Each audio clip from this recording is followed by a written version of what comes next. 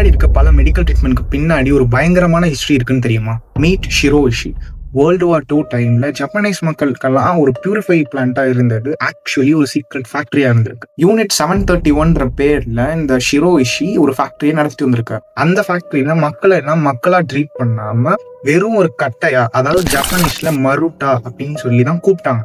அங்க இருந்த மக்கள் உயிரோட இருக்கும் போதே சர்ஜரி பண்றது, பாய்சனை இன்ஜெக்ட் பண்ணி துடிக்க துடிக்க என்ன ரியாக்ட் பண்றாங்கன்னு பாக்குறது, அப்புறம் அங்க இருந்த பீப்புள்ஸ் ஒரு ஐஸ் கண்டெய்னர்ல வச்சு அவங்க கால் உறைஞ்சதுக்கு அப்புறம் அவங்க காலை கட் பண்ணி எடுக்கிறது, இந்த மாதிரி ரொம்ப குரூயலான திங்ஸ் எல்லாம் பண்ணாங்க. ஆக்சுவலி இந்த ஃபேக்டரி மூலியமா யுஜி பாம்னு ஒன்று கிரியேட் பண்ணி சைனாவை ஒரு ஃபீல்ட் ஆஃப் டெஸ்டிங்காக யூஸ் பண்ணியிருக்காங்க.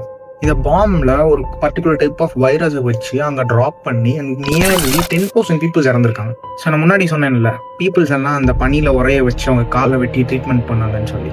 ஸோ அந்த டேட்டாவை வச்சு தான் இப்போ நம்ம ரியல் லைஃப்ல பீப்புள்ஸ் எல்லாம் இந்த பனி பிரதேசத்தில் போய் அஃபெக்ட் ஆகல, அந்த ட்ரீட்மெண்ட்டுக்கு அந்த டேட்டாவை தான் யூஸ் பண்ணிட்டு இருக்காங்க. இப்போயும் இந்த யூனிட் 731க்கு பின்னாடி இந்த எந்த ஒரு கிரிமினல்ஸுமே தண்டிக்கப்படல. பட் அவங்க எல்லாருமே ஒரு பெரிய பெரிய கம்பெனிக்கு சிஇஓ ஆக்கினாங்க. இந்த மாதிரி ஒரு குரூயலான ஒரு இன்சிடென்ட்க்கு பின்னாடி இருக்க சயின்ஸ் நமக்கு தேவையா? ஸோ இதை பத்தி நீங்க என்ன நினைக்கிறீங்க அப்படின்றத கமெண்ட் பண்ணுங்க.